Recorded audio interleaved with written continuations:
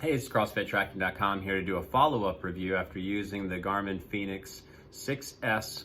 This is the standard version, the non-pro version, for a period of time, just to review it from a CrossFit training, CrossFit tracking perspective. I'll go through just the main highlights, just like we do in all the videos and like I did previously. From a fit functionality for use during the workout, it felt great. You know, it's a smaller 42 millimeter sized watch, so it doesn't feel too large or cumbersome. I didn't have any problems with button pressing. I actually have never really had to lock it, so it didn't have any problems with button pressing. It connects to Bluetooth chest straps as well as Ant Plus, which is a big plus. The Ant Plus is just really a lot more inexpensive, and when you're doing CrossFit, you don't really need some of the run-based chest strap components for tracking different components of the run or the swim base because you're not swimming. Ease of use during a workout. You can adjust settings in the middle of a workout. Obviously, you can set it up so that the data screens show all the proper data, and you can convert. I showed it in another video. You can convert one of the training modes to CrossFit specific by just retitling the name. It'll still pick up the basic components. Workout evaluation. So the Fenix 6 line runs the standard training effect, training load, but also gives a load focus for whether you're doing highly aerobic, low aerobic, which is just sort of like a lighter, more casual exercise, or anaerobic, which tends to be longer broken apart intervals, more intensity. So it does a great job with that. One thing I've noticed in having used it for a longer period of time is that I'm not finding the load focus to be that helpful. If you're doing mostly CrossFit, you're just gonna run a high level of highly aerobic, and it'll constantly tell you in the training status that you are low on low aerobic. So I, even worked in some lighter bike rides and just some more casual things, and it doesn't really change the components because you're putting out so much of a high output on the highly aerobic components doing CrossFit training. So, when you go back, you look at the simplified version of training status and training load that's based in the 245, that continues to be really all you would need, in my opinion, for truly tracking CrossFit as far as the level of exertion as well as the level of load your body is under for a prolonged period of time. And at the end of this, I'll go through some just sort of looking at the watch type of video to couple it. But the overall, load specifics doesn't really help me much. I'm not finding it to be very useful, but the load itself, as well as the training effect for each workout, it'll evaluate anaerobic and aerobic levels of output. Does work really well. Does help you to see, on the lifting periods, the more anaerobic exertion, just because you have periods of time you're resting. And then in the Metcon, the more high level exertion. I find it to be one of the best summaries of a workout exertion as compared to Polar or Suunto. They both give you some of those same training scores. Suunto more specifically because they use first beats data, but great on workout evaluation, great on recovery evaluation. It tells you the long length of time you should probably recover from one hard workout to the next, and it'll keep that tracked. And one thing that's neat about the Fenix series is you can put the period of time that you have left to recover on any of their watch faces that come standard with the watch. One thing that's a small note is on the 6S series, when you go with the standard, you don't get the bigger, more circular watch face. You just get, that you see in the pictures for all the Fenixes. You just get another, set of all of the other standard ones. Sleep evaluation, it's been doing great with evaluating sleep. I think it's still undershooting it compared to Whoop or compared to a true, in-lab sleep evaluation, but I really have liked the body battery, and I've shared about it in a lot of the videos. I do think it tracks your heart rate variability and the overall stress your heart is under over a period of time. And so the weeks when I've been sick, because all my stats are terrible now because I just got over the flu and had a knee injury a few weeks ago.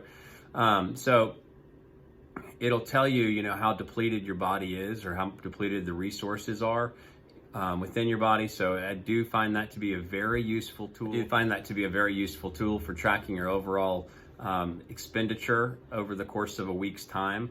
Obviously, the training load will show you how much pressure you're putting on your muscles and your physical exertion level, which is great, but the body battery just shows you a different component of that by evaluating how much stress you're under on a day-to-day basis, how much sleep is affecting the recovery of that, and it has been spot on with any sicknesses. Durability of the watch overall, this has been a highly durable watch. I haven't had any need for the music, so I, again, find the standard versions to be just fine, although they lack that one watch face that is a little bit has more readability to me.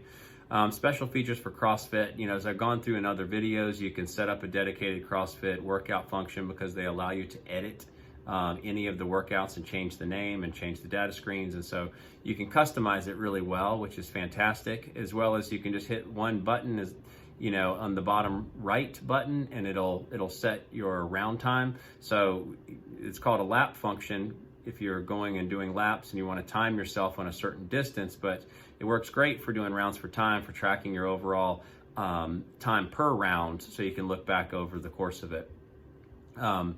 Overall smartwatch capabilities, it's great. The difference between Polar and Suunto and Garmin is Garmin has a lot more functionality with customizable fields and customizable watch faces and downloadable watch faces and all of those things. So overall smartwatch, when it comes to CrossFit tracking and when it comes to overall fitness-based smartwatches, obviously it doesn't compare with Apple or the Samsung series watches, because those are fully customizable, but it's great overall with the customization within the truly sports tracking wearables.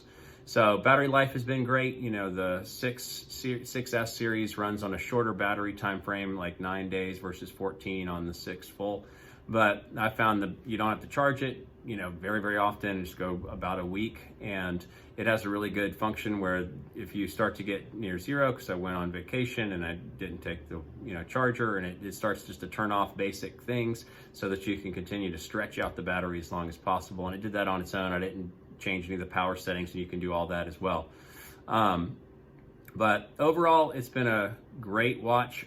Some of the higher level components of tracking the load and the types of workouts you're doing, I haven't found useful, but it is one of the top of the line. It's a higher price point. I think it's a little bit overpriced based on some of the other options, like the 245 is a $350 watch if you want the music added in, and the cheapest 6, it doesn't include music, is $599. But overall, it's an excellent watch if you want to spend the difference and you think you might go on expeditions or go on hiking and go climb, because it has super high level components when it comes to mapping and Climb Pro and Pace Pro for having a training plan with actually doing a race. So thanks so much. I'm going to switch to going through some of the settings or just looking at the watch more directly. CrossFitTracking.com. Hey, it's CrossFit Tracking. Just to go through some of the hands-on pieces for the Fenix 6S. One of the things I forgot to mention in the face-to-face video was that the heart rate tracking, the heart rate sensor on this has been much better than any of the previous versions Garmin's released, and it's actually done really well in a lot of workouts compared to a chest strap. I posted some of those screenshots of the heart rate breakdown for the 6 and 6S on the website CrossFitTracking.com, but it's just done exceptionally well relative to all the others that are out there. It's done about as well as the Suunto that I tested previously, and the Polar. Garmin previously had I just had a worse experience with Garmin's heart rate monitor tracking without a chest strap. But going through the watch, this is the primary watch face that I mentioned. Again, you don't have the watch face that comes almost standard on the 6S Pro or the 6 that looks like this. But you do get this one, this is sort of the standard one for the 6S standard. But you can change the top, you can change, obviously the data fields, and you can adjust it. Obviously you can make you can download a bunch of different watch faces from Connect IQ. I've done some of this already. This is just so you can see it, this is the 6S standard, which has the stainless steel bezel as well as a stainless steel back. You can't get it in a black option.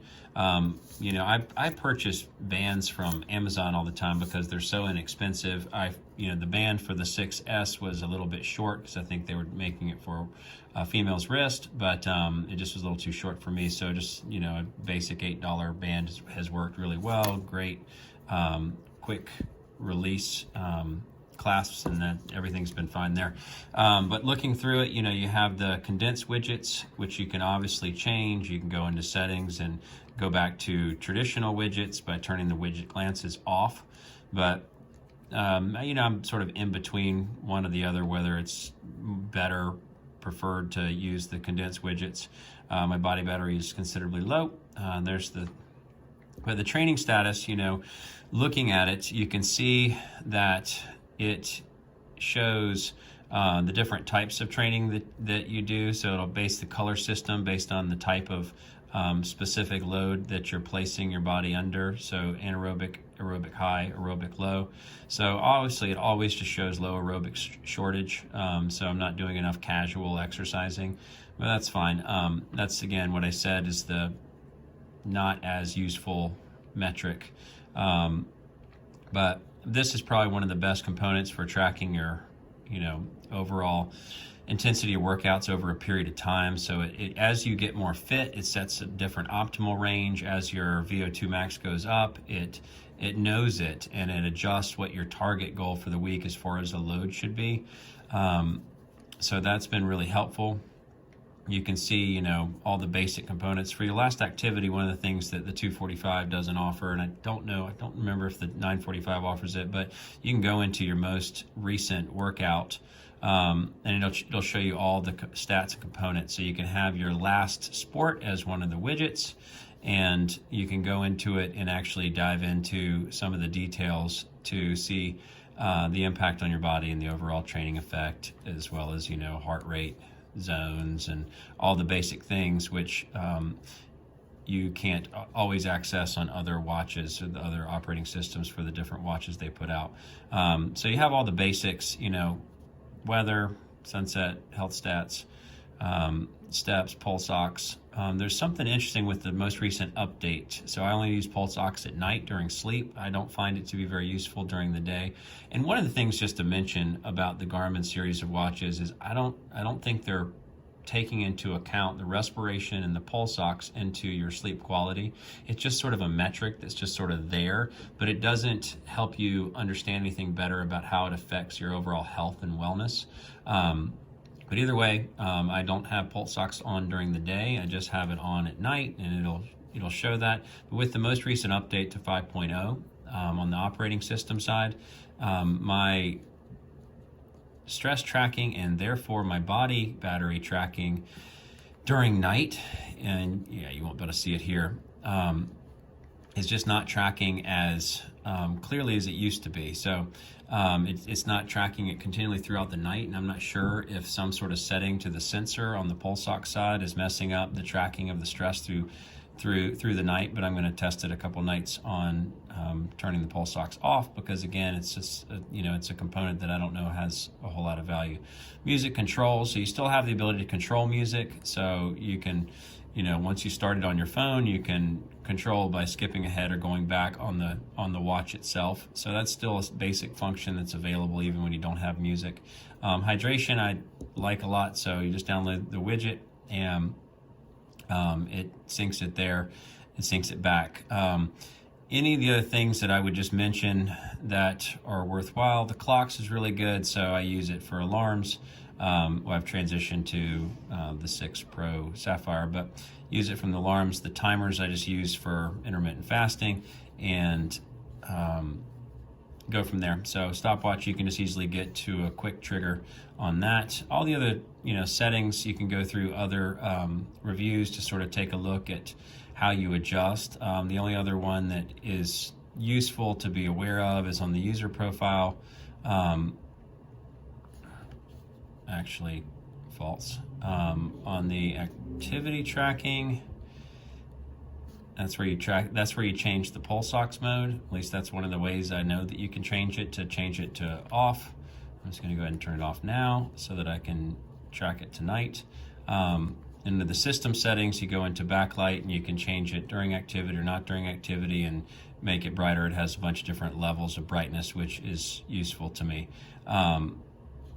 All the other settings I haven't messed around with that much because I don't find it to be that needed or that useful. But overall, the other thing on the sensors, you can easily add all the different sensors. There's the Ant Plus strap, and then watch faces. You know, you can change from a million of the different watch faces. The other thing to note with the whole 6 series relative to 945 and the 245, you know, you get a very, you know, sort of washed out black. So I'll show it compared to this just so that I can note this. I've noted it in a whole separate video, and it's been boggling to me to see how different it is and why Garmin would release it. So I have found only on the 6 Pro Sapphire will you get the better blacks. It's standard on the 945 and the 245 with whoever's making their digital transflective screens. But on this particular watch, as well as the Pro versions, as well as what I've heard, the 6S Pro Sapphire is also in the same boat, but you can see that there's a clear black on this one and it's more grayed out. You can't maybe tell as much on the video. I did a whole separate video on it, but just be aware. I haven't found it to be that bothersome. It is annoying that Garmin hasn't put the better quality transflective screens in all of the Fenix series. Don't know why that is, but I haven't found it to be that problematic. Once you start using the watch, you don't notice it as much, but you know, obviously would notice it if you were looking at, you know, some of the screens that, and again, I did a run just to, and my last VO2 max was terrible. But you can see that this, you know, the 6S has a more washed out black. And that is on everything, but if you want to find on eBay or purchase at full price, the 6 Pro, that's the 47mm Pro Sapphire or Sapphire Titanium, you'll get the better blacks, the better colors. So colors are less washed out, the black's less washed out. So anyway, that's the overview. Let me know if you have any questions. Happy to answer anything you throw at me. And thanks so much. CrossFitTracking.com.